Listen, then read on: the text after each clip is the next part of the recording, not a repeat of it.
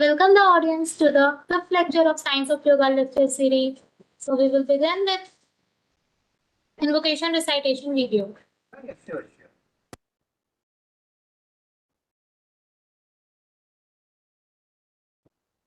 Okay.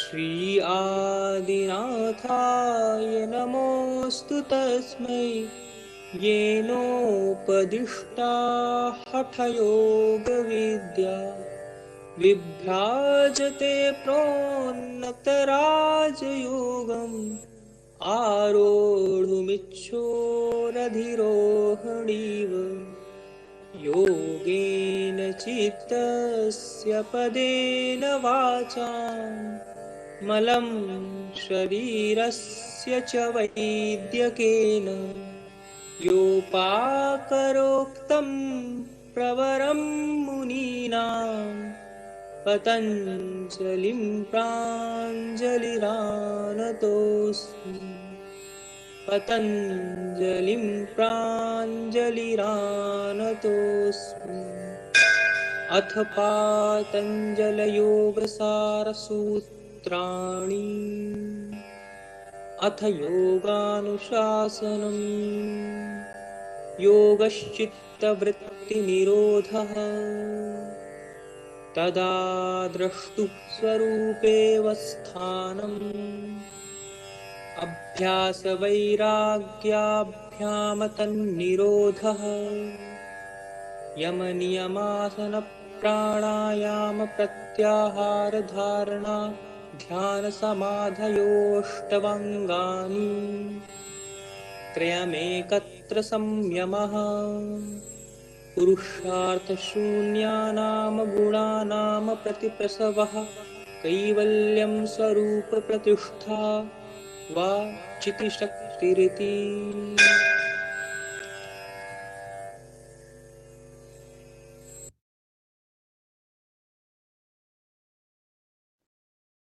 Yes, so I request Professor Rammohan Singh to introduce today's speaker.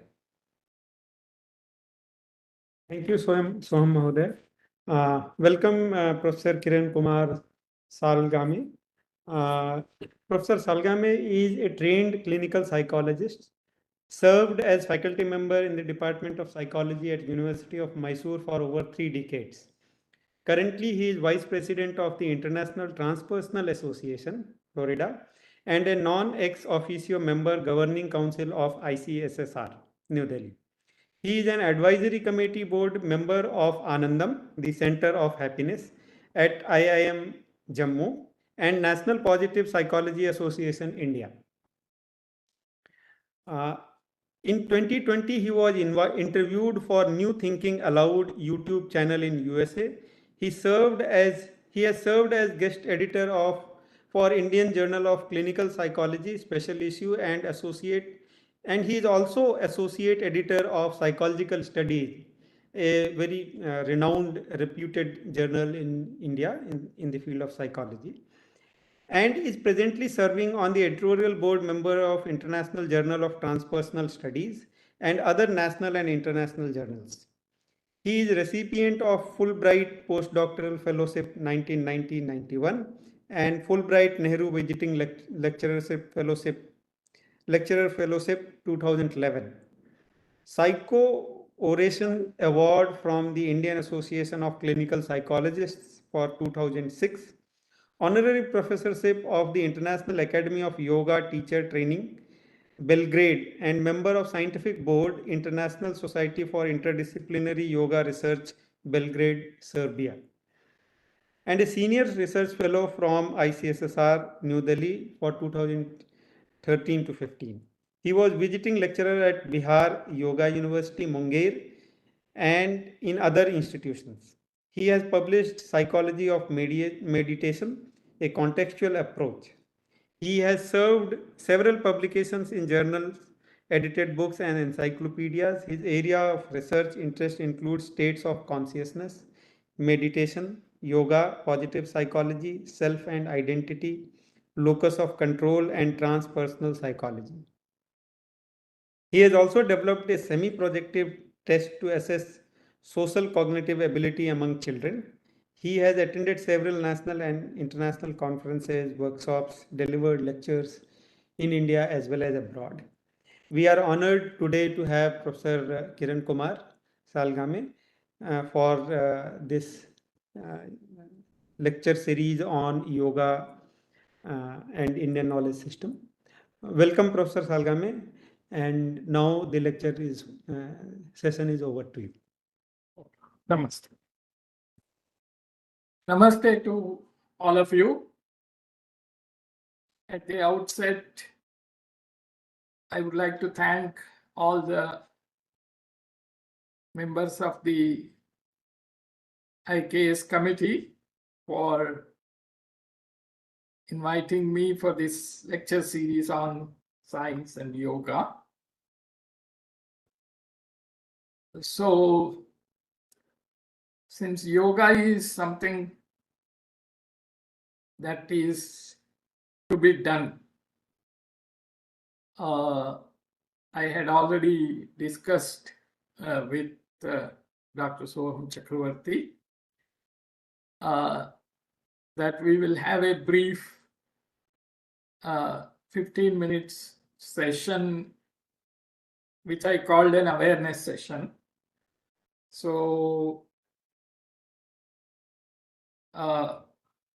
what we will be doing is I will take you through certain procedure, nothing like you do asana or anything.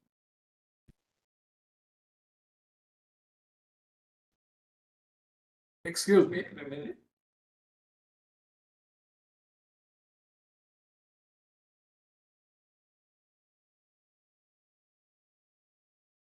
Yeah. All right. So it will be just some kind of a meditation, which you can call awareness meditation if you want to. And afterwards, Dr. Chakravarti had sent me a set of questions raised by some of the registered participants, and also a few questions from moderator. They are very useful. So I went through them and I classified them into different categories or groups, and I sent that as a PowerPoint slide, which kind of guides us through my lecture. In the process of answering them, probably we will be able to share a lot of information. I don't claim that I will answer all those questions, but I will be focusing on certain basic issues, and doing back and forth, we will be able to touch upon many of those things. So with this brief note, shall we can start the procedure. What we can do is, all of you please sit straight wherever you are. Make yourself comfortable and close your eyes and breathe normally. Don't make any effort or anything. You just have to sit relaxedly. That is the primary requirement. And if you are sitting on some kind of a easy chair, try to keep your back straight and breathe normally and close the eyes. So this is the minimum that I'm asking from you. And if there is anything in your pocket which is hurting you or which is, kind of pressing you, you can just keep them out by the side so that you feel more comfortable. So, first of all, please close the eyes and just be aware of the environment in which you are present. I presume you are all in your home or office room, and you are all comfortably sitting, and depending on the place where you are, you will be experiencing some stimulation from outside in the form of light, in the form of temperature variation. It may be hot, warm, or cold. If you have switched on a fan, you may be hearing the sound of the fan. If some ongoing traffic is there outside the room, then you will be hearing that. And at the same time, because you have closed the eyes, you may also be feeling something in your body, in some portion of your body. You may be feeling some tense. Whatever that is happening to you, you first just be aware of your external environment and your internal environment.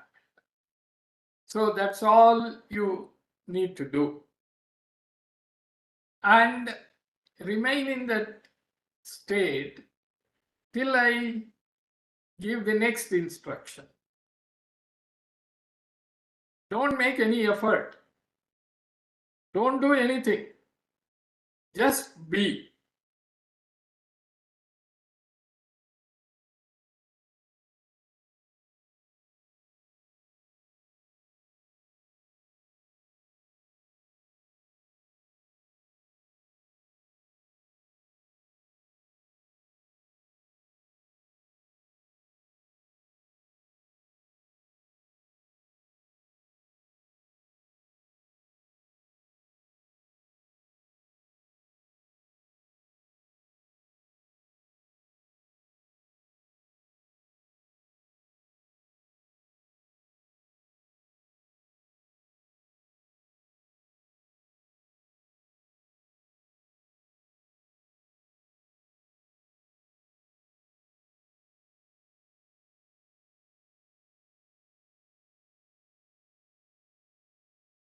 Now, gently bring your attention onto your body. First, take it to your feet. If you are sitting without any shoe or anything, if you have bare feet, you feel the temperature of the floor under your sole. Suppose you are wearing some shoe or chappal or something like slipper, then feel the sole and feel your ankles. Then slowly bring your attention to your legs, the calf muscles. Then bring up your attention to your left and right knee. Then move your attention up to your thighs. Then move your attention to your buttocks.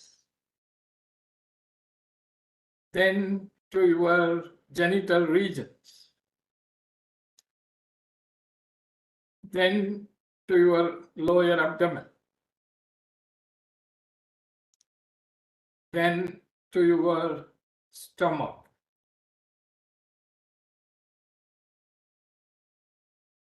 then to your chest region. And now move your attention to your spinal column, your lower back, upper back, then shoulder blades, right shoulder, left shoulder, right arm, right forearm, right hand, right fingers, left shoulder, left forearm, left fingers, left hand. Then move to your back of the neck, front of the neck, your face, your chin, your lips, your eyelids, your eyebrows, your forehead, vertex, top of the head, back of the head. Now try to grasp the feeling of your entire body from head to toe in one single image. That means try to experience the whole body in your field of awareness and remain like that till I give the next instruction.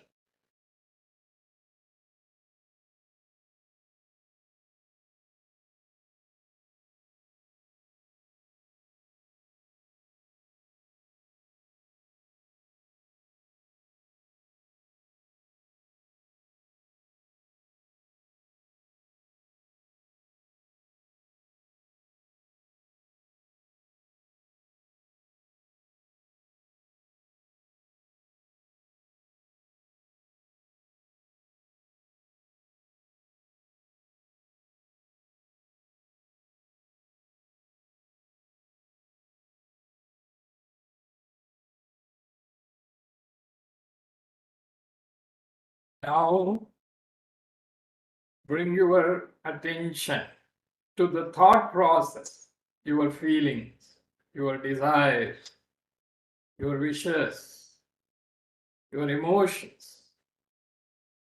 Just be aware of them. Don't try to evaluate. Don't try to control. Don't do anything about it. Just be aware of your body mind.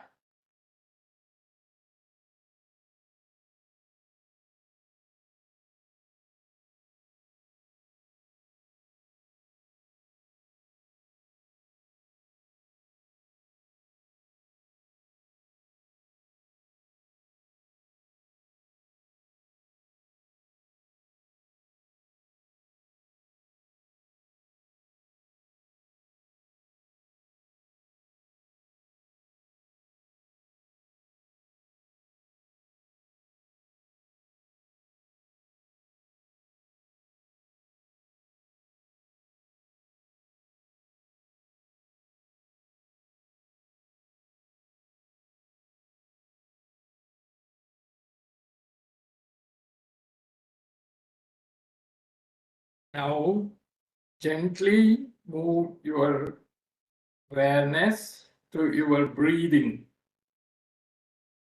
Just observe how you are breathing.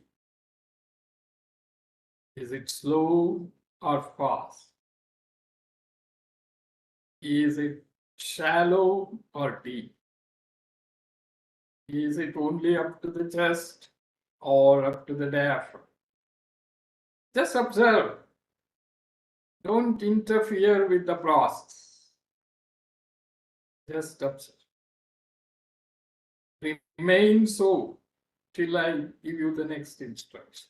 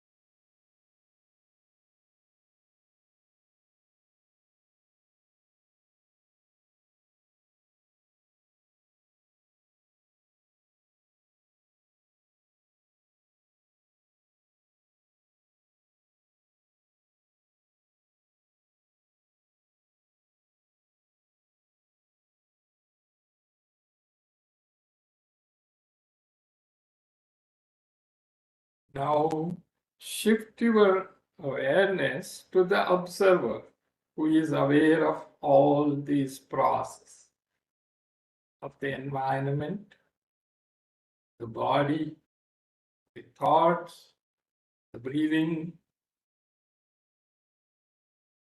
Shift to that observer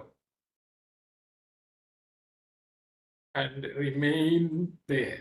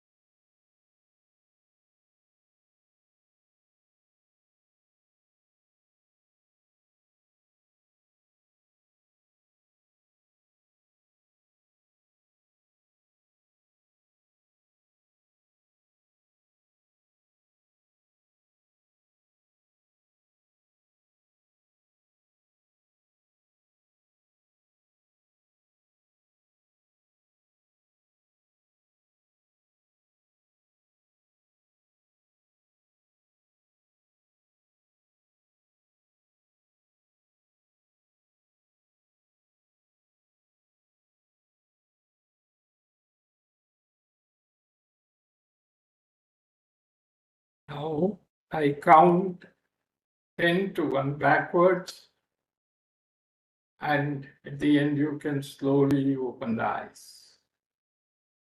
10, 9, 8, 7, 6, 4, 3, 2, 1. Rub your palms. Keep them on your closed eyelids. And then slowly open the eyes. If you don't feel like opening the eyes, you can remain like that. Keep your eyes closed and you can remain like that.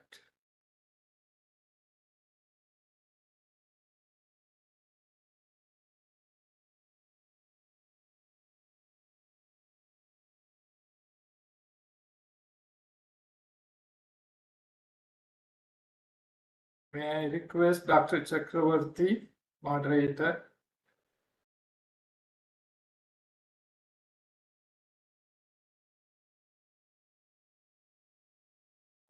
Yes, Professor.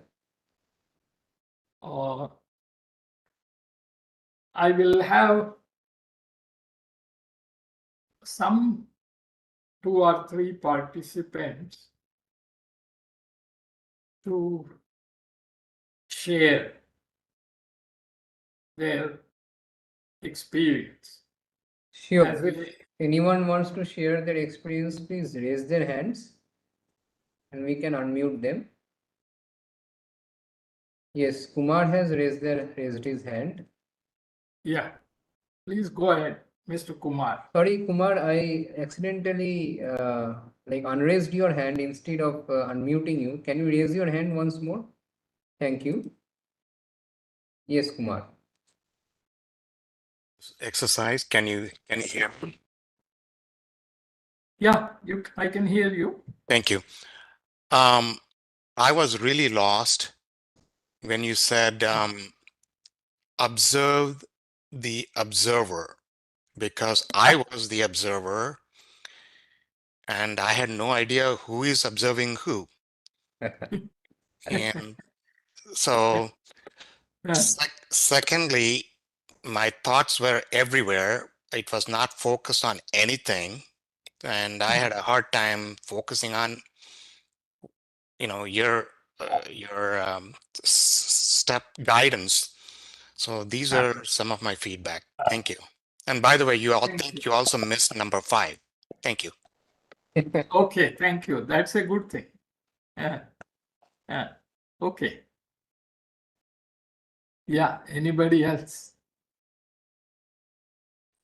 Anybody else wants to share their experience? Rinku ji, I am unmuting you.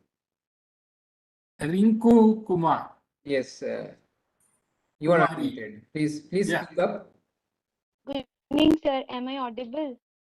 Yes, you are audible, Rinku. Sir, sir, at the initial stage, I was like, I am aware of my conscious that I am present. Like, I feel that I am being able to, and I am not having any thought extra of this attending this program.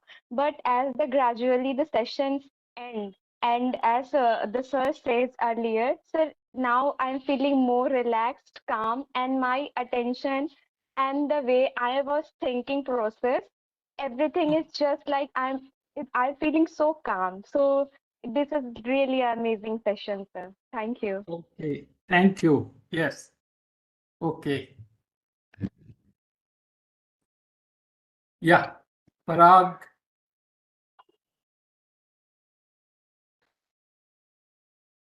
Yes, Parag. Unmute, Parag. You are not done. Yeah, I'm unmuting. I don't know why it is not getting unmuted. Ah, Yes, now done, you are done. unmuted. Okay, Yes. am I audible now? Yes, Mr. Parag. Firstly, thank you for your guidance on this meditation, and your concept of observing the observer has reflected my knowledge from Raman Maharshi. He has mentioned in his Ekashloki, Hridaya Kuvaram Madhye Kevalam Brahma Matram Yamamiti Sakshat Atmabhutena Bhati. Yes. That says, I'm aware of to it. my regular practice, my attention went straight into my chest, that is the heart location. Oh, wonderful. Very, very nice to hear that. And Thank you, sir. it definitely has a great importance. Here, one thing I wanted to ask you, since you are in the studies and teachings of psychology, in Jnana Yoga, it is mentioned that Manonash is the requirement. And even in the Bhagavad Gita, Sankalpa and Vikalpa are supposed to be the hindrance for the moksha process. So, Correct. what is your comment on that? Okay, I will keep that in mind. Please. I will I will Yes, bring that matter later. Now, there may be somebody else who want to say something. thank you very much. Thank you. Yeah. No other hands are risen. Okay. That's good enough. Yeah, I think we got the gist of the experiences. Some people will have their thoughts everywhere, and some people will have more concentrated, and someone will be able to go inwards very easily as well. Okay. Yes. There's a lot of different. So this is psychology of individual differences. In behavior modification, we speak of baseline. So whenever we start something, all of us have different baselines. Depending upon our overall bodily system state, when we start doing something of this kind, our experiences naturally vary. So therefore, the Mr. Kumar who felt difficulty, or Mr. Parag whose awareness went straight into the heart, they are kind of, let's say on a graph from 0 to the other end. In the sense, one has a beginning difficulty, the other person has moved, shifted away. So this is just, I gave that as a kind of feeler, because essentially yoga can be understood as awareness development technology. Because we are speaking of Indian Institute of Technology, I would put it awareness development technology. So that's the basic or primary purpose. So Dr. Soham, if you just share the slides. Yes, I would request I will Shruti to share the continue slide. with, yeah, Yeah, sir, just a minute. yeah.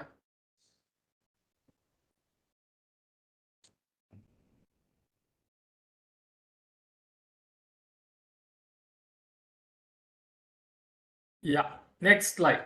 You can make it full screen. Yeah.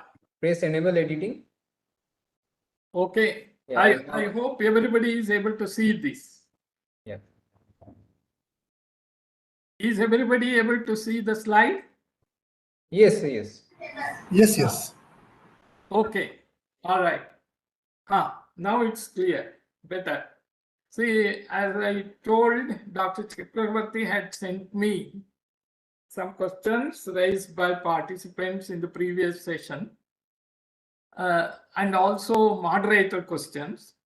So I went through them and I grouped them. So here are some questions, like purpose questions. What is the aim or objective of the yoga you practice? Is yoga the union of Atma and Paramatma? What is the aim or objective of the yoga you teach, individual and social impact? Is Ashtanga Yoga the most scientific one, or is there any other which is more scientific? And your reasons for that. So, next slide. You see, then we have the process questions. How the body and mind come under control with yoga? What are the respective internal physiological activities that get initiated while practicing each yoga kriya? How do we know if we are suppressing our emotions or we are just adjusting with people? Why deep meditative states would alleviate future suffering? So you see that already some people have some idea about the aim and objectives of yoga,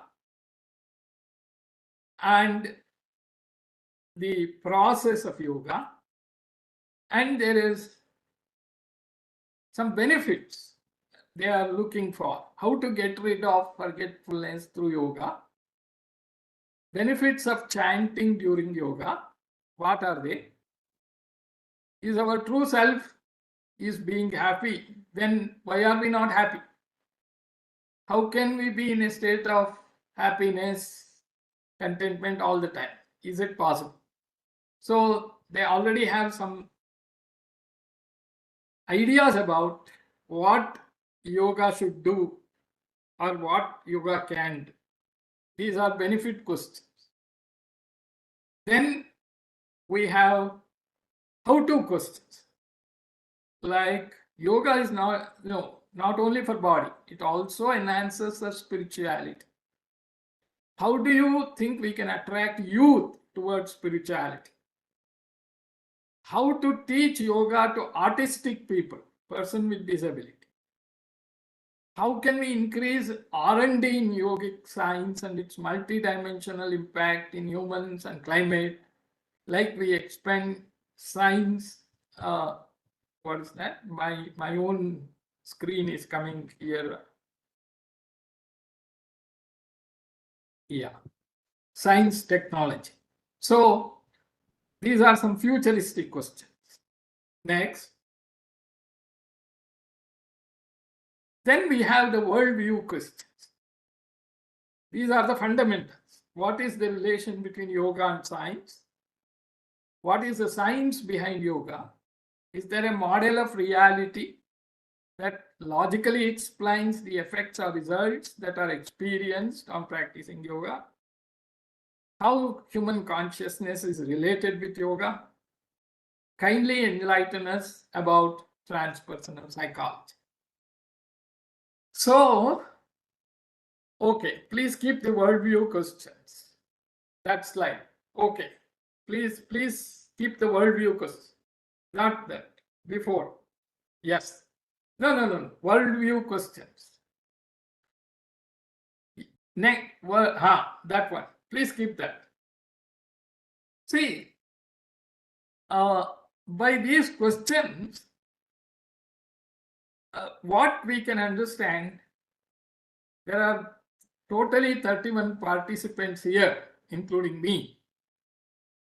And all of us carry some baggage about yoga, what it is, what it should be done, how to do it, what it will bring about, and all kinds of things. In a way, this baggage of our expectations, our thoughts, our perceptions, etc., is actually our chitta vritti.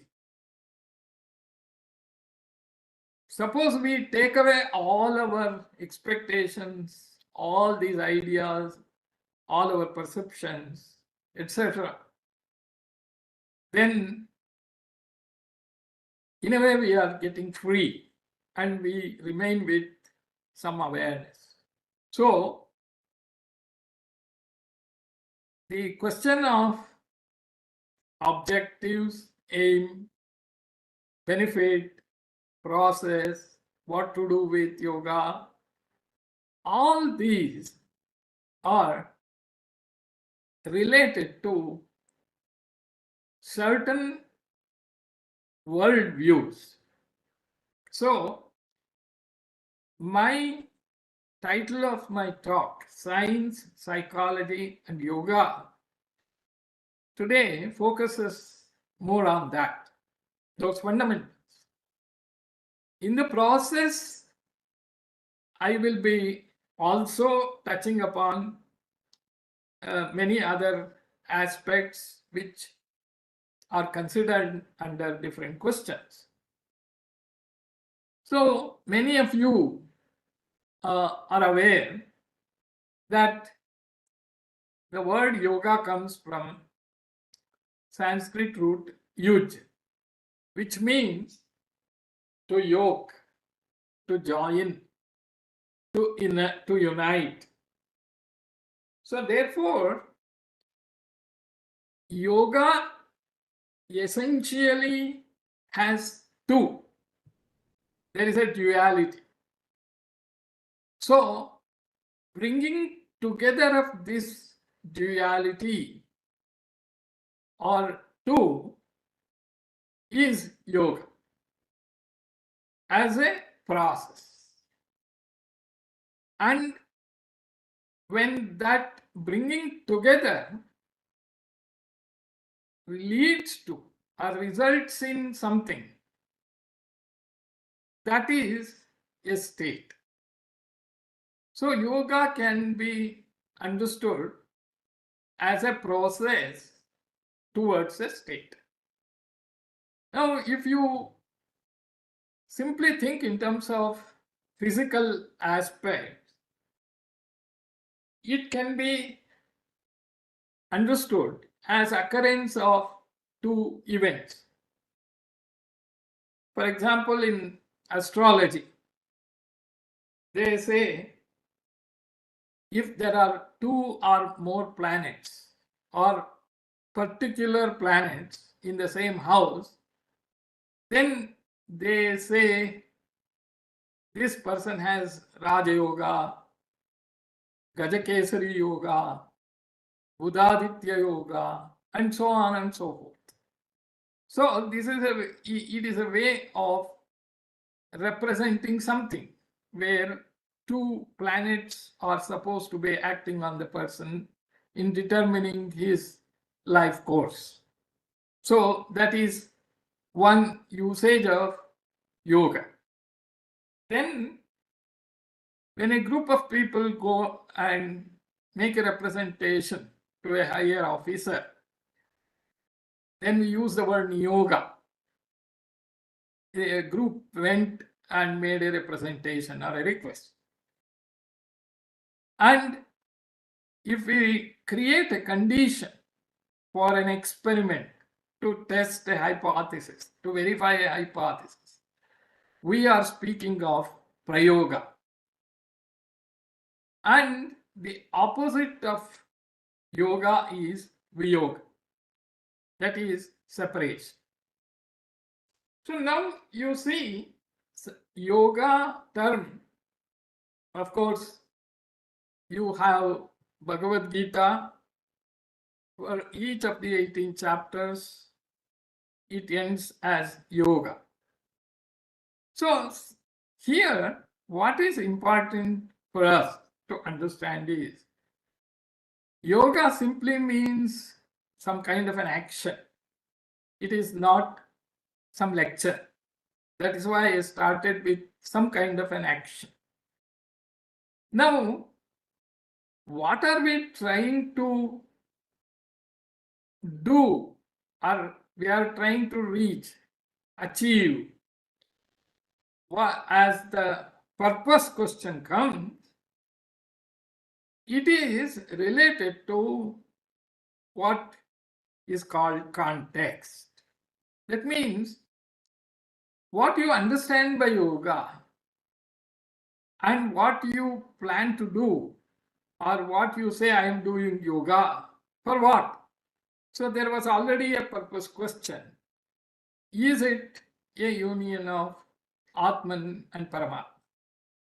Now, when you ask that question, the idea of union of Atman and Paramatman is the most ancient idea, which is in the Upanishads. So that is yoga in the context of Upanishads, because the word yoga has been there since Vedic period itself. It is not coming after Patanjali wrote Yoga Sutra. So therefore, we have to be very careful about it. So Upanishads and Vedanta speak about Atman and Paramatman. So that's a world view. What is Atman? It is said to be an individual self. And Paramatman is the universal self. So the two getting united that idea of duality going away is yoga in the Upanishadic context. Then we have another context, that is Sankhya. The Sankhya system of philosophy speaks about Purusha and Prakriti. And it is traditionally believed that Patanjali's Yoga Sutra is having the Sankhya metaphysics as its basis. So what is Purusha and what is Prakriti? It is said that Purusha is the principle of consciousness. Prakriti is the principle of nature or manifest universe. So, according to the Sankhya metaphysics, both are fundamental principles of reality. Whereas, according to Upanishads, only Brahman alone is the principle of reality in the universe.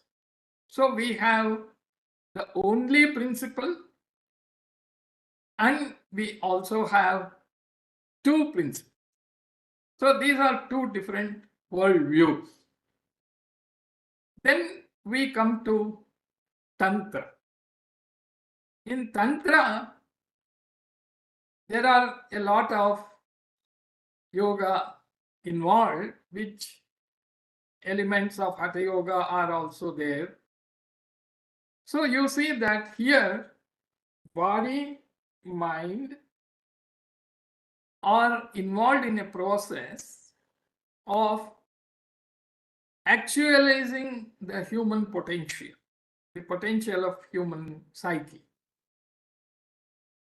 In the Upanishads, when we speak of union, in the Sankhya, because there are two principles and the yoga is based on that, it is actually what we are trying to understand or realize is Purusha in the absence of the activity of Prakriti. So this is what the first sutra, Yoga Chittavrutti Nirodha Tada Drashtu Swarupe Avasthanam. So there is a Drashtu and there are Chittavrittis. So the Chittavrutti is the Prakriti and Drashtu is the Purusha. So here yoga is not union. Actually yoga is some kind of trying to understand, differentiate between the two. Then the Tantra is not trying to do that. Tantra is trying to actualize all the psychic potential.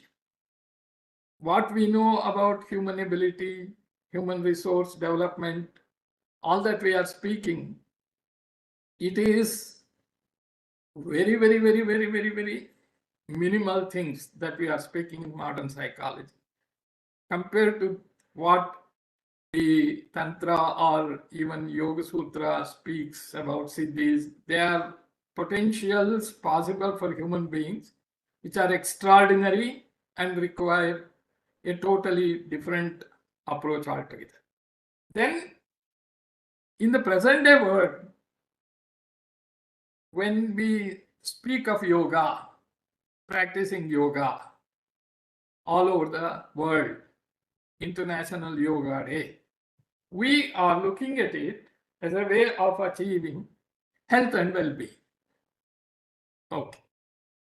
So you see that what is yoga, what is its purpose, what is its process, what are its benefits, and how to do this, that, all these questions are context dependent.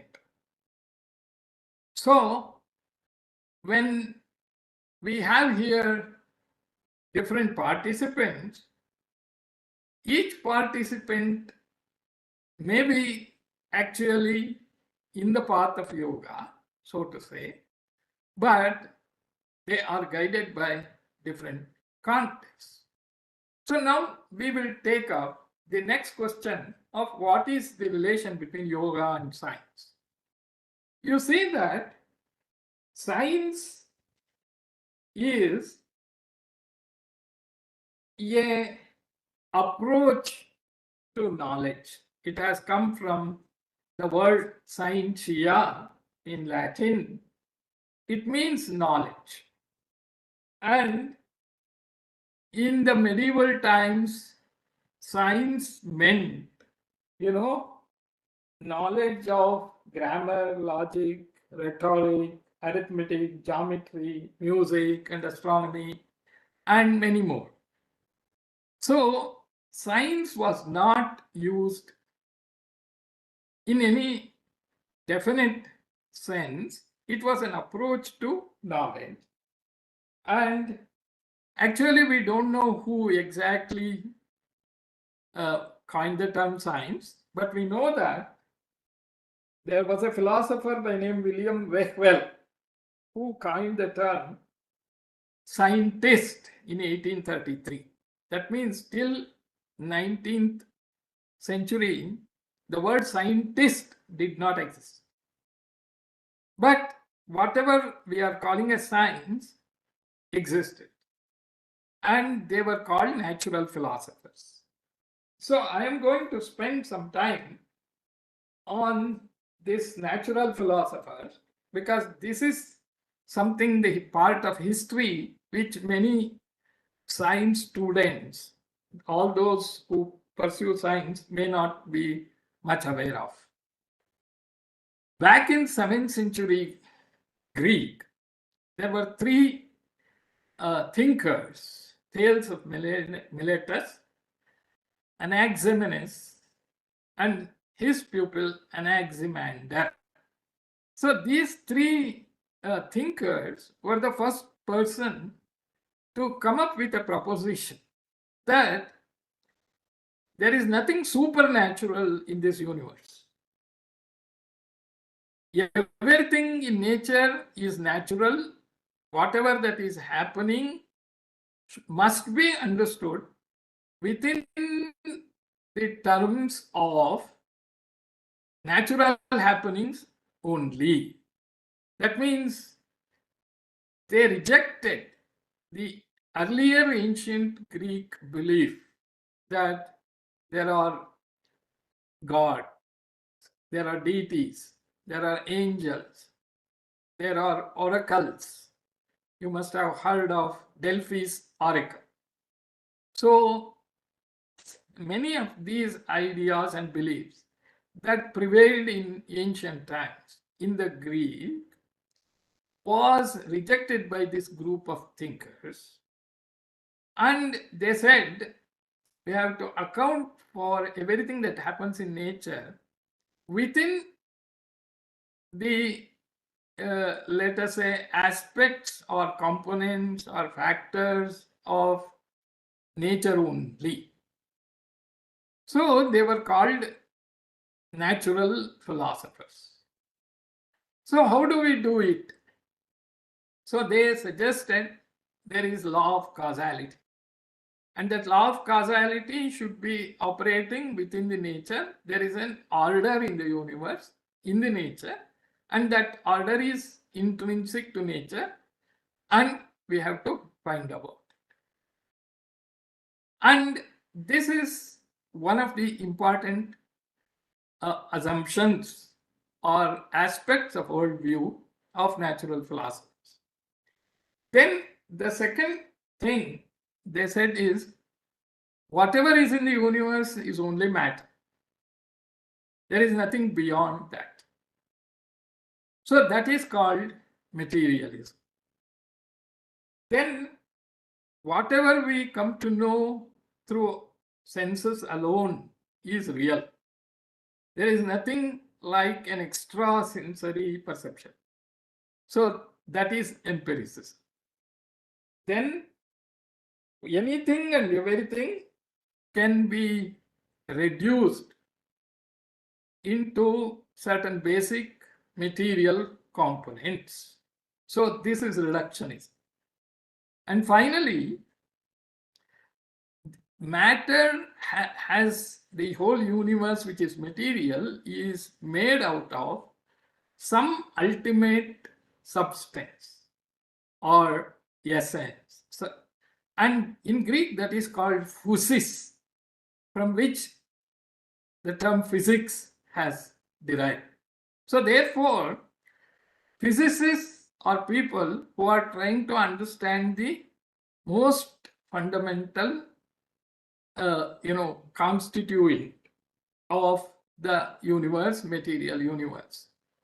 And they have been, they started with matter, then they went to molecules, then the atoms, then the electron, proton and neutron particles, and then they come to quanta.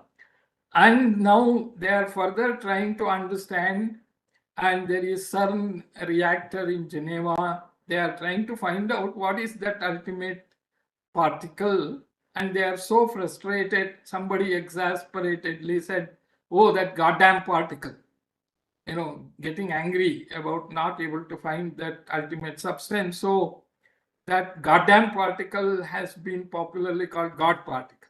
So they are trying to move in that direction. So this is how science has got certain basic beliefs, worldview, and within this worldview only we are all operating, and we are able to do a lot of things. We have succeeded in conquering the material universe, and therefore science is an approach to knowledge and valid knowledge, and there is no problem with science as long as we are able to do so many things. I'm sitting here and giving a talk, and you are able to hear me. It is all part of science. So there is nothing to denigrate science or anything else. Then, if it is so, what is its relation to yoga? You see, yoga is coming from another world. What is that worldview? That worldview is something totally different. And we have in Indian tradition the worldview which holds that matter is not the ultimate reality. So here comes the problem. In the strictest sense of the term, science and yoga are diametrically opposed as far as their fundamental principles are concerned, worldviews are concerned. So now you have, as I told you already, the Upanishads, which speaks the only reality is Brahman, whereas the Sankhya says there are two realities, Purusha and Prakriti.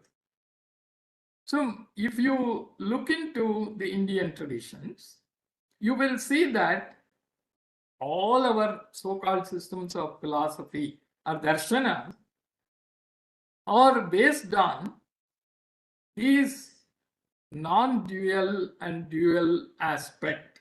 So people today use the term dual aspect theory and all that. So if you look back and try to understand what Upanishads or yogis, they were all trying to understand is, they were also trying to understand what is ultimately this universe is constituted of. But the difference is they did not limit it to matter. Therefore, we have some fundamental differences in the worldview of science and the worldview of yoga or Indian traditions in general.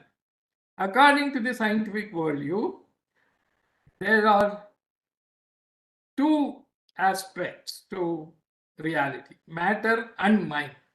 René Descartes, a French philosopher, was the first one who famously divided, into what is called two levels of reality. So res cogitanus, res extensa. And this is known as Cartesian split. And this Cartesian split has ruled the scientific thinking for almost 300 to 400 centuries, 3 to 4 centuries. So you see that we have been carrying a framework. The second aspect of this is we can reduce everything to matter. Therefore, mind or consciousness, because in the Western philosophical system, mind and consciousness are used parallelly, synonymously. So mind can be reduced to matter. So it's reductionism. And brain is the center of consciousness, or consciousness is an epiphenomenon of the brain functions. So this kind of thinking has governed psychology, neuroscience, biology, and all different branches of science. Whereas in the yoga, in the Upanishads, the idea is matter and mind are not different. They are on a continuum. And both are constituted by what is called triguna, sattva, rajas, and tamas. These sattva, rajas, and tamas can be understood as principle of illumination, creativity, equilibrium. Rajas as the principle of energy and activity. Tamas as the principle of inertia. So mind is also constituted of triguna, but the proportion of sattva is maximum in mind, and the proportion of matter and rajas is greater in other matter. So there is a continuum and the proportion differ. So therefore, matter and mind are not strictly separated in the Indian tradition. Another aspect is the triguna is differentiated from Chaitana, or consciousness. So we don't speak of consciousness and mind as synonymous as in Western philosophy or in Western traditions. So therefore, our attempt is not to deal with mind. Our attempt is to deal with consciousness, to know what is that consciousness. So therefore, mind is an obstacle according to rishis. It is to go beyond mind. So therefore, if you speak of psychology, whereas modern psychology is trying to understand mind, its various functions, the Indian thinkers, rishis and yogis, they were not so much bothered about mind and its functions. On the other hand, they were trying to move beyond mind. So if you ask what is yoga as a state, it is to know that consciousness. So this is the purpose of yoga. So therefore, if you look into these fundamental differences, you see that yogi has a understanding of reality which is different from what scientists have developed about understanding about the nature of reality.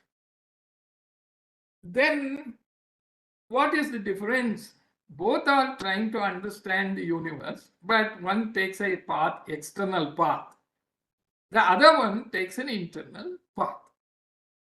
So that is the fundamental. different. So now I will come to certain critical issues which automatically rises because of these fundamental differences. You see that if you read, I'm not a philosophy student, nor I'm a student of Shastra who studied everything in Gurukula. I am trained only in psychology. But because of circumstances, because I did some doctoral research on altered states of consciousness, I got into all these things. So you can say it is all self-study or swadhyaya. So I'm only sharing my understanding.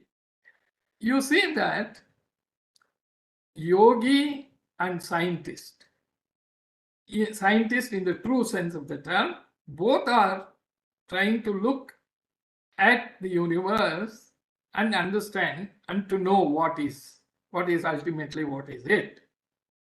But the process, the path are different.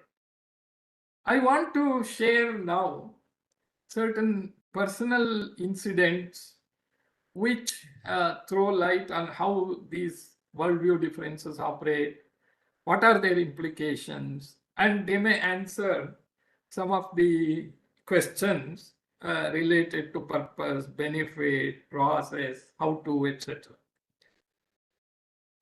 Back in 2015, I was attending a conference called Science and Non-Duality. This Science and Non-Duality conference happens every 2 years in San Jose, California. And this is actually started and organized by two disciples of Nisargadatta Maharaj. Many of you might have heard his name. He was in Bombay. He was just an ordinary businessman, but he got the enlightenment. He continued to be a businessman for some time, and then he later became a guru. And he had disciples all over Europe, North America, and all other countries. So 2 Spanish disciples of him started these conferences, and it is running for the last 20 years almost. And if you go to their website, you will surprisingly find the logo of the conference is Om is equal to MC square, not E is equal to MC square. Om is equal to MC square. So that is something you have to think about. So when I attended this conference, a very top and very reputed theoretical physicist, emeritus professor, he gave his presentation, and then he said, consciousness is primary, not matter. That was a declaration coming from a very top, very respected theoretical physicist. So when during the lunch hour, I met him while taking lunch, introduced myself, and then asked him, sir, you mentioned consciousness is primary. In the Indian tradition, there are 2 worldviews related or perspectives related to consciousness. One is from the Advaita Vedanta, which says consciousness alone. And on the other hand, we have the Sankhya, which speaks of Prakriti and Purusha, where Prakriti is considered as consciousness or pure consciousness, as people use the English term. Without batting an eyelid, he said, I meant Advaita Vedanta. So you see that I did not know he was aware of a lot of these things, but later I came to know he was well knowledgeable about these differences. Then I asked the next question. Sir, theoretical, in physics, we read all about space-time relativity. But our yogis, some of them, you put them in a shielded room, you lock them completely, and there is no way they can escape without opening the door. But still, some yogis can simply disappear from the room. They can just get out of it. How do you explain this? He said, that parapsychologists are looking into that. So now you see, physics speaks of relativity of space and time, but yogis can disappear, can break the barriers, can appear in two places. If you read the biography of, many of the genuine gurus, masters, the life incidences, you will find such things being reported and recorded, which are not some cock and bull story, but they are real incidents. So yoga here is not only trying to understand the way universe is, but yogi also has a mastery about the universe, and he breaks all the what we call the known laws of nature. He can operate. So here, yogi's awareness is different from our awareness, what we call normal awareness. Now I will share another incident that happened when I was a doctoral student, which actually pushed me into all this Indian psychology, whatever you want to call it. When I was collecting data from some spiritual seekers who are in the path of spirituality, they may be belonging to different traditions. Some were following Brahma Kumaris, some Mahesh Yogi, some Vivekananda movement, some other Theosophical Society like that. So one Vedanta follower who was a very elderly gentleman, when I approached him and I explained my purpose of research on altered states and gave him my questionnaires and everything, he was very kind. He said, after 2 days, you come and collect the questionnaires. I will keep it ready. So when I went back, he gave it to me and he asked me a question. Why did you define altered state of consciousness with reference to waking state? Because in psychology and also in neurology and cognitive science, we define altered states of consciousness as a qualitative alteration in the pattern of mental functioning which exists in the normal waking state. So, and in that kind of a state, some new functions can also emerge of mind. So this is the basic idea of that definition. So then I said, sir, this is what I have studied in psychology. Then he said, look, from the Upanishad point of view, even waking state is also an altered state of consciousness. That was the first time I was kind of shocked, because all the knowledge I have accumulated over 5 years or 6 years of psychology, he was in one sentence dismissing, just like when we are in dream, we think everything is real. If something happens to us, we cry, or we are scared, or we are happy, or whatever it is. But when we wake up, we say, oh, it was all a dream, and we just dismiss it.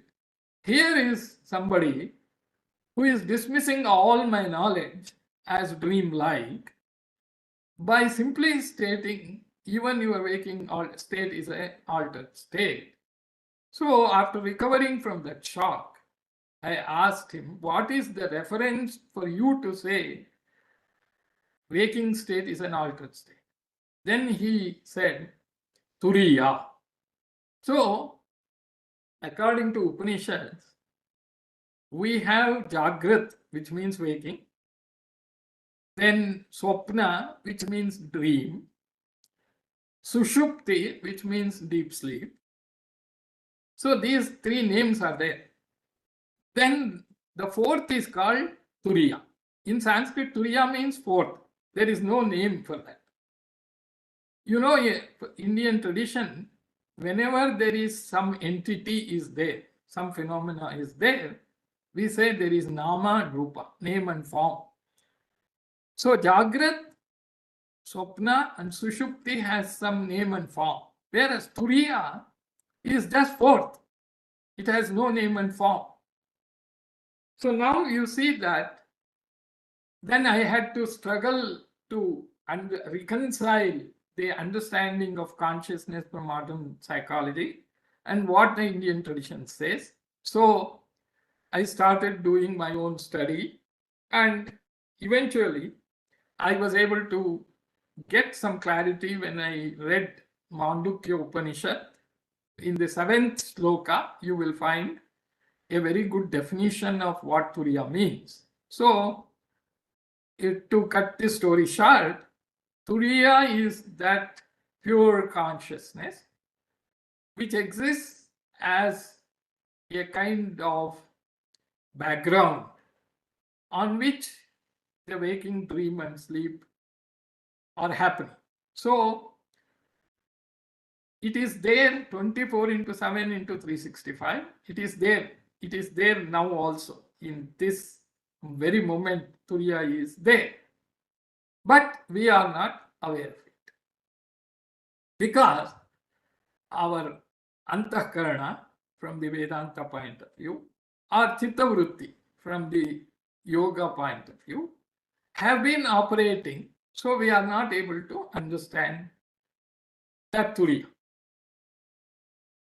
So, just to give how to differentiate this, Ramana Maharshi has given an analogy. You should not stretch it too much. That analogy is, he said, suppose there is a projector. Projector is always beaming some movie or the other on the screen. So, as long as some movie is going on, screen is not visible. But when the projector shuts off, screen is always there. So, Yoga Sutra's first sutra, second sutra specifically, Yoga Chittavrutti Nirodha, is shutting off the projector. Tada drashtu swarupe avastha. Then the screen, the observer on which the movie is going on, is there very much. Then suppose the projector is on, then the drashtu becomes vrittisarupyam itara. It becomes part of the mental vritti, so that you don't know that pure consciousness exists. So now you see, this is what all yoga is about. Whatever terminologies you use, whichever system you follow, from a very experiential point of view, there is something beyond. Now, strangely, quantum physicists who started looking into what is the ultimate substance in the universe, who spoke of matter, they are now speaking the primacy of consciousness. Now, some of the frontier researchers in neurobiology, in neuroscience, in physics, in chemistry, they are all coming to the conclusion that consciousness is the primary in the universe, and whatever we call mind or consciousness is not located in the brain, nor is it an epiphenomenon. It is non-local. it exists everywhere. And a lot of discussion goes on. I have been a member of a group called States Science of Consciousness Studies. So I keep reading a lot of very valuable intellectual discussions. So now this is going on. So now sometimes I ask one or two basic questions, then people think I'm, either novice or they think I'm unnecessarily irrelevant, asking irrelevant questions. But if you understand the Indian tradition, then Indian knowledge system of IIT or any place has to look into our Indian system, understand the language in which all these things are expressed, and try to match wherever possible with the contemporary scientific developments happening in the West. And another aspect of it is, in the Western world, today there are more people who have experienced different states of consciousness, which are described in Yoga Sutra or in Upanishads or in Kundalini Yoga. They are all speaking from their personal experiences. But in India, we have more scholars who can speak about all these things, but they may not have the experience to back up. And the IIT Indian knowledge system has to take challenge of the worldview. So what exactly is Sattva? What is Rajas? What is Tamas? What level of understanding these fundamental principles of the universe come? How their combination is operating in everything, whether in the nature as a whole. I am just speculating here. I am not an authority. Suppose you think of microchips, which are required for all the software function. So what is basically required, whether sattva is required, rajas is required, tamas is required, that whatever basic matter has to have this component of sattva mode, because it is transmitting information, and information is related to knowledge. So if it has a lot of tamas, then it is useless. So can we think in that direction? Can we understand nature, basic elements in terms of sattva, rajas, guna? This is something people in Indians of Science or in Tata Institute of Fundamental Research or Indians of Technology, they have to do it. And coming to the social impact of things, I was very happy attending the last lecture by Dr. Edwin Bente. I'm sorry, I forget his name correctly. He was the one who was telling you have to become more sattvic. You read more Bhagavad Gita. Don't fall into the trap of Bollywood songs. So he was speaking like one of our acharyas. To me, it looked like, because he was quoting profusely from various sources. So we have to transform our consciousness. We have to move up. Tragically, if we look around today, India is becoming more tamasic. India is becoming more rajasic. It is not becoming sattvic. If I compare how I was as an young boy, how I saw the surroundings 40 years ago, over the years, I see that sattva is going down in India. Rajas and tamas is increasing. We had not heard of somebody killing, husband, mother and father, and then cutting them into pieces, raping in buses, all this. What is this? Is moral degradation. This is all happening because of tamas, because of rajas. We are becoming capitalistic. That's what the previous speaker said. Capitalism is good up to some level, but not beyond that, because that's what modern positive psychology says. Money can give happiness only to some level. Material things can give happiness only to some level. Beyond that, you have the need for self-actualization. You have the growth needs, as Abraham Maslow spoke. Then Abraham Maslow also spoke of what is called need for self-transcendence. So India is known for need self-transcendence, need transcendence, not need fulfillment, not the hedonism, but we are sliding down.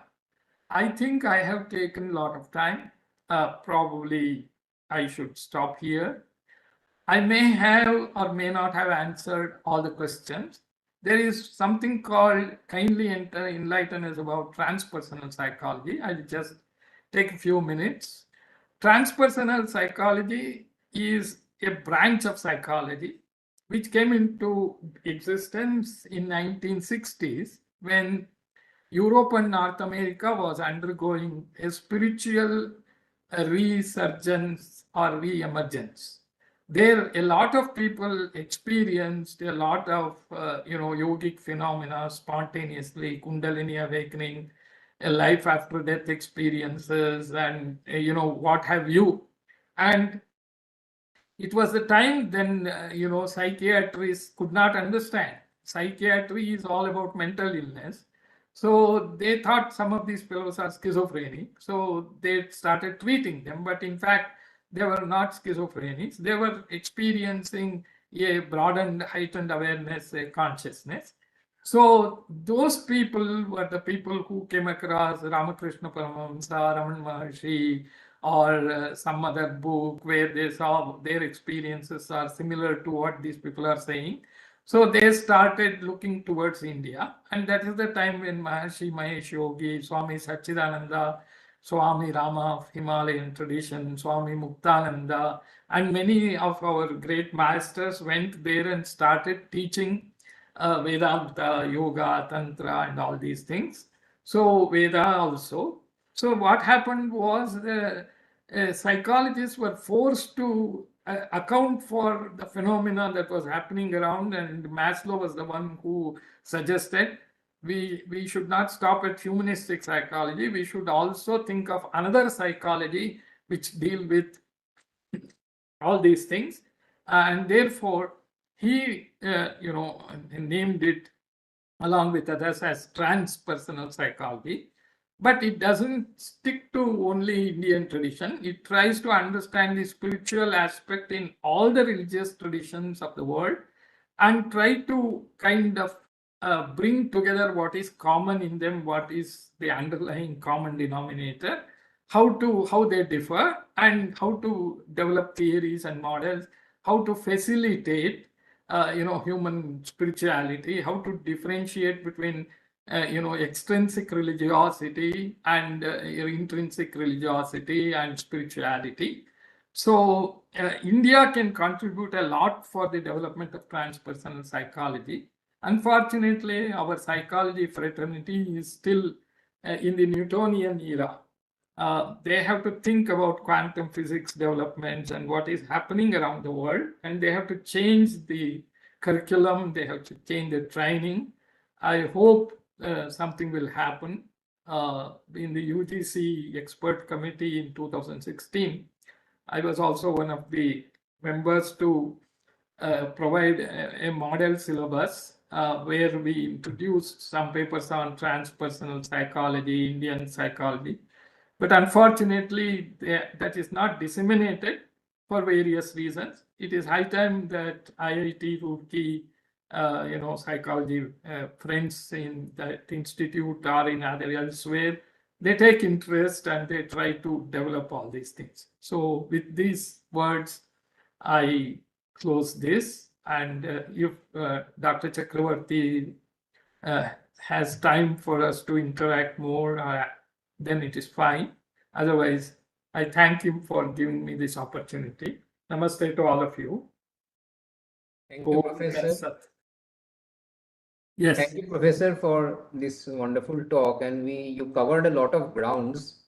And I am very sure that people have a lot of things to think about now. And that is one of the motivation and of this organizing this lecture series, to give them the exposure of the various different things which are out there. And it is not just something which is something fancy, but also studied in academic circles, as you were mentioning. So they are academically studied with the academic rigor that needs to be at place. And if we, some of us has that interest, we can explore through the academic means and not just talk about these things in tea tables and all. So with this, probably with the interest of time, I think I can take one or two questions only. And perhaps if you have further questions, I will again request Professor Salagame to, I will just send some questions maybe, and he may find some time to respond to those questions. I will request him that. So for the interest of time, I will just take one or two questions. If you have any questions, please raise your hand.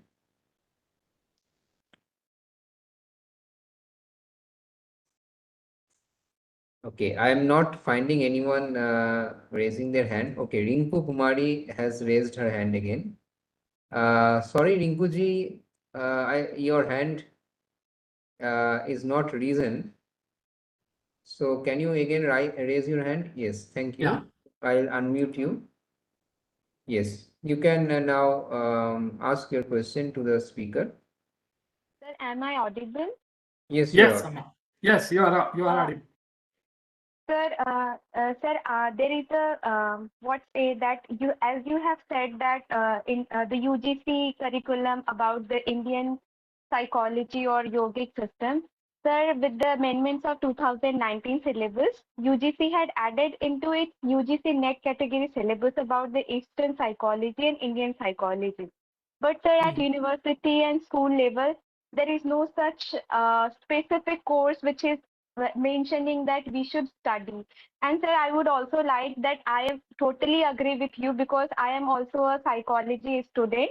I have did my PG now, and currently I am pursuing PG diploma in guidance and counseling.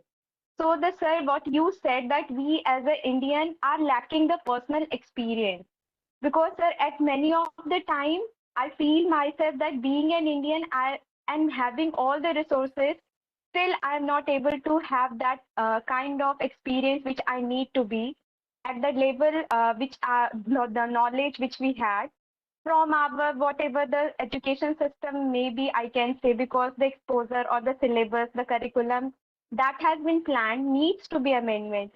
And sir, I'm very feel pleasured and enlightened by the words you have given because it has added dimension to me. And now I am more looking toward to for enrich my knowledge into this section. Thank you so Okay. much, sir. Thank you. Yes, it has to happen. More people has to take interest. Personally, I am trying to, encourage people, but unless, as I told, overall some change takes place in the thinking of people, they move further, there is nothing we can do about it. And in course of time, modern psychology books from West will incorporate all these things and we will start teaching. So we have to wait for the West to first include this in their curriculum and then we follow. Huh? That is what we are. No. I mean, Dr. Chakravarti, that is what is the reality of the situation. Yeah, so I am just I'm only commenting on the reality only, and the misfortune that we are in, like the unfortunate situation that we are in, and we Yeah. having all this knowledge, we are not able to like properly appreciate that as Yeah. well as access that. Perhaps Okay. one thing that Professor Salagame as well as Professor Edwin Bryant indicated, that we need to undertake certain practices to increase our sattva level. Yes. Because all yes. these vidya or this whatever is there in the shastra Yeah. can be properly appreciated and digested only if our own sattvic levels are at match with those Yeah. levels in which Correct. the writers have composed those literature. So Yeah. some attunement should be there. And Yes. as properly found out or properly we are seeing this the overall degradation of the society is happening. So we Yeah. must take pointers from that, and we must again rise up from the depths. Yes. I think there There are we can. two more people. We will just attend to those, and probably you can wind up. Yeah, there is Kumar and Parag. They are very regular participants in our Science of Yoga series. Okay. So, Kumar, I am unmuting you, and I will just request you also to just briefly introduce yourself, because it seems that you are from a foreign country by your accent. I don't know if you are right now in India or not in India. Kindly introduce yourself, and then you can ask your question. You can even switch on your video if that's possible. No, it's okay. Thank you very much. I live in North America, and I'm a scientist engineer by profession and a former management consultant. Now I'm retired, and I'm still trying to seek the truth wherever the truth is. So I'm very much of a scientific pursuit of knowledge, and I'm trying to meld the science with the yoga and other Indian philosophy. So that's where I come from. I have a question. I have always wondered about yogis possessing superhuman powers from meditation. You know, when they do tapas, they attain some kind of powers.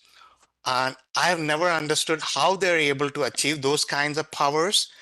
And are there people now currently with those kind of powers, and who are they? I don't even know who they are. Thank you. Well, that's a tough question to answer.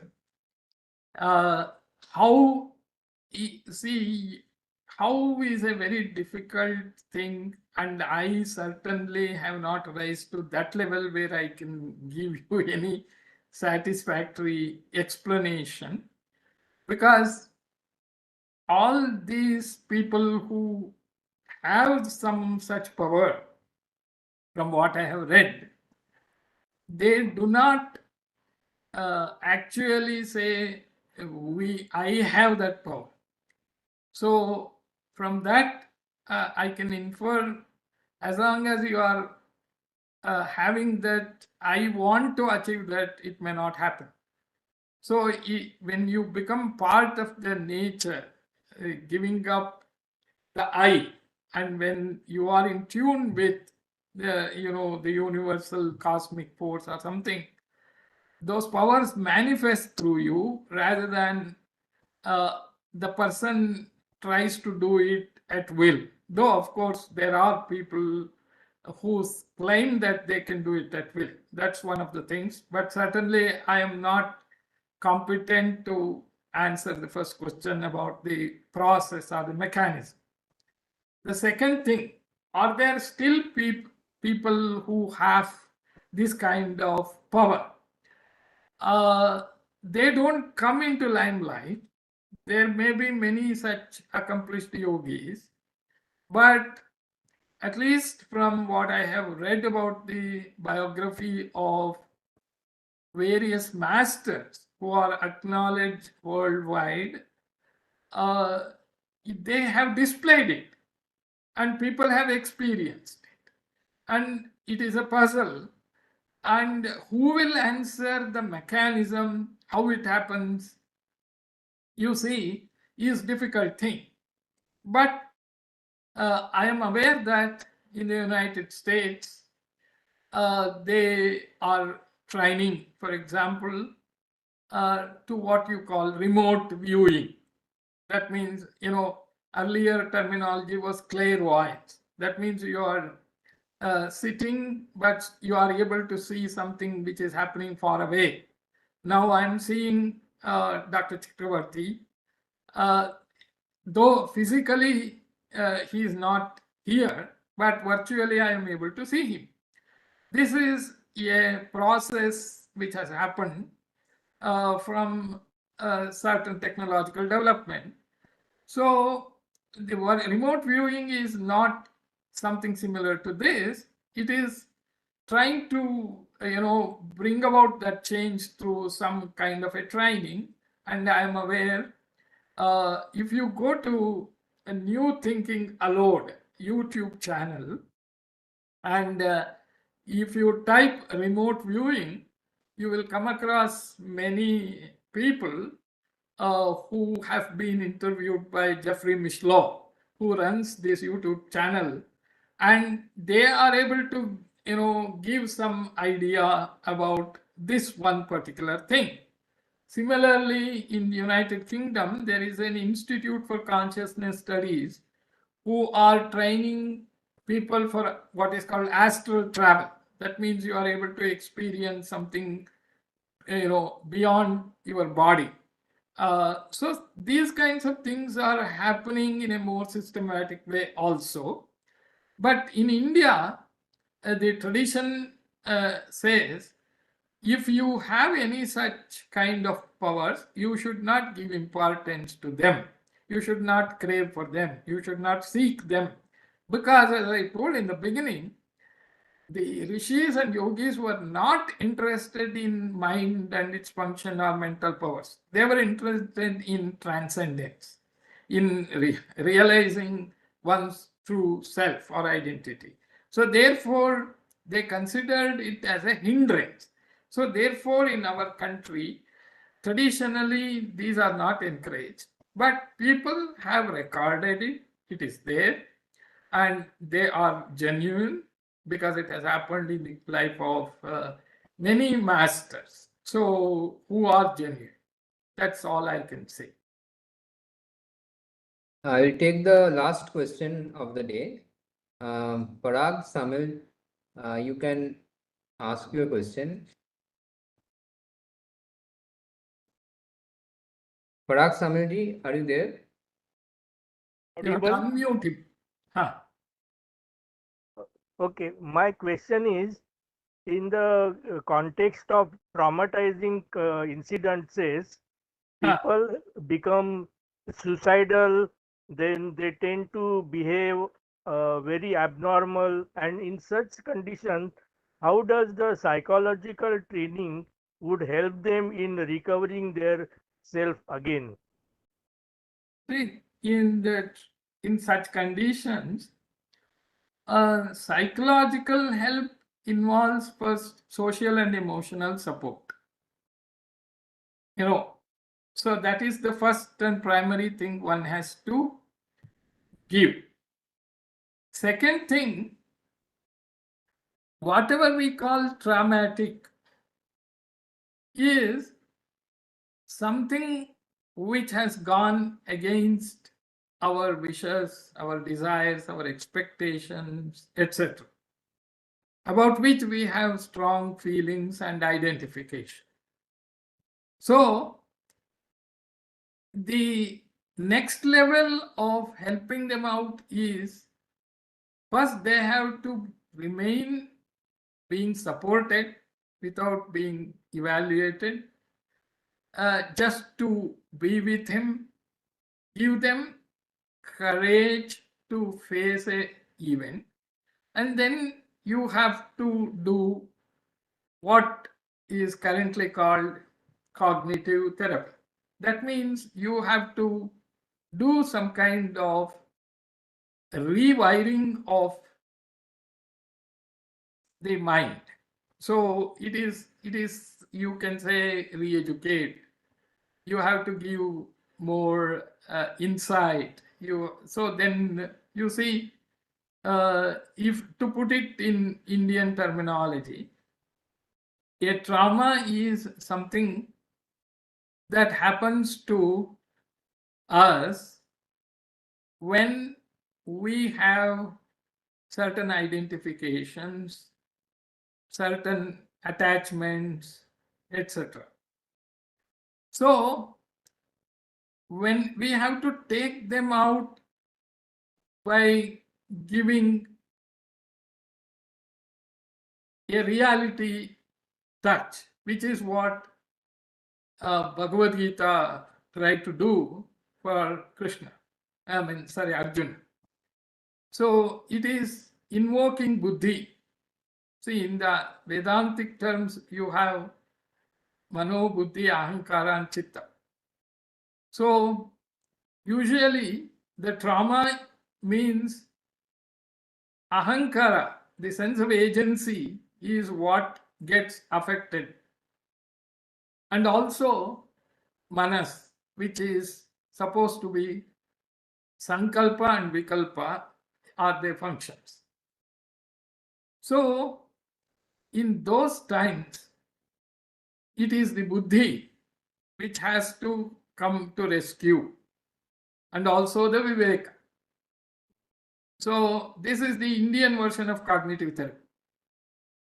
The Western version of cognitive restructuring, you call it Beck or Ellis or something like that. So finally, what is happening? A traumatic event, when you trace it to what it is, you see that physical trauma, if you meet with suppose a person meets with an accident, then there is a physical injury for which physical level treatment is required. But when you speak of a trauma of a psychological nature, finally that can be traced back to our sense of reality, what we thought, what we expected, what we desired, and then something happened which did not, it did not result in what we expected, what we desired, what we felt. So that is trauma. So how do you deal with that? That will, you need to give the support, and then you have to do some cognitive restructuring, whether it can be done through attending some discourse or going to psychotherapist. Well, it all depends upon the person's circumstances. Thank you very much. Yeah, thank you. Thank you, Paragji, for the question, and thank you also, Professor Salagame, for being here with us for such a long time. So, and it was a very wonderful session. And I would like to formally convey the vote of thanks and end this session today. So at the very first, we thank Kiran Kumar Salagame ji for accepting our invitation and adjusting his routine to make time for this lecture. I am sure that the lecture has given a lot of takeaways to the audience. A lot of grounds has been covered. Coming to the audience, we must extend our heartfelt thanks and gratitude to the overwhelming support we have obtained from them for this lecture series. And I'm happy to mention that our registration mark has crossed over 1350. The success of this lecture series cannot be possible without your overwhelming support. We thank our director, Professor K.K. Pant, and our Dean Academic Affairs, Professor Apurva Kumar Sharma, for lending their constant support to our efforts. We also thank Professor Anil Gaurishetty for his able leadership to the IKS Committee of IIT Roorkee and being a source of encouragement and enthusiasm for all of us.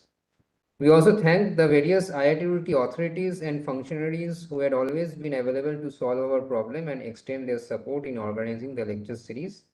We must also thank the IKS student volunteers who are doing all the background work which are needed to successfully conduct this program, starting from managing email communications to setting up these webinar sessions. Also, a special thanks to Raghudev for creating the beautiful invocation video and lending his own voice in the recitation. My apologies to anyone whom I may have missed, but our heartfelt thanks extends to one and all who came together to make this event a success. Thanking again our esteemed speaker for sharing his knowledge and insights with us. Our next session is on 1st August, for which communication will be sent in due time. So please note the date is 1st August. It is a very not like a 1 week gap. It is between the week. So we officially end the session with a Shanti Mantra recitation, for which I will request Karishma to take over, and after that we will close the session. Karishma? Namo Namah. Let's begin with the chanting of Shanti Mantra. Om Sarve Bhavantu Sukhinah Sarve Santu Niramayaha Sarve Bhadrani Pashyantu Ma Kashchid Dukh Bhag Bhavet. Om Shanti Shanti Shanti. Shubh Ratri.